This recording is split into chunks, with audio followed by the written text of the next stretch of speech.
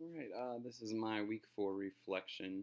Um, in Oz book, chapter 4, she discussed that every multicultural society has language of power and then also language of like a lack of power.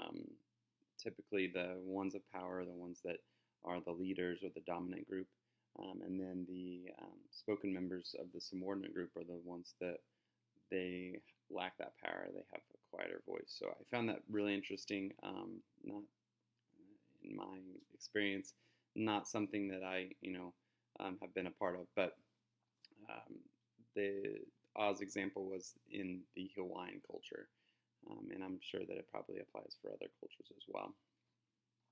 I went on to discuss how went back to discuss the educational gap and also expectations for students of color and how they're typically lower than um, those expectations of I guess Caucasian students or the majority of the students in the class. Tversky in chapter 5 was talking about creating a comfortable and time for space and authentic conversation.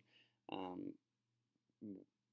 there were some statistics that she talked about how the average family from professional family has so many words, and then as you went down, like the working class, there were fewer words, and then students that families were on welfare were even fewer. I also thought about that with the age of technology that we're in, and how so many students and families have iPads and Kindles and things like that at home, tablets, that unfortunately that conversation is probably um, even fewer, and there are probably even fewer words being spoken at home. So as teachers, we have to figure out how to get that conversation occurring in class.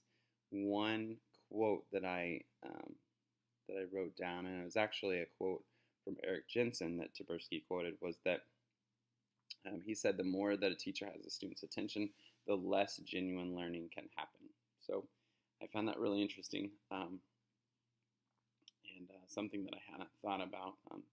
As teachers, we're often quick to try to get the attention of the whole class. As a kindergarten teacher, that's very difficult, especially this time of the year as they're still learning how to do that and how to be students. But maybe getting their attention too much. Weaver, in her article, focused on the importance of schema as a kindergarten teacher.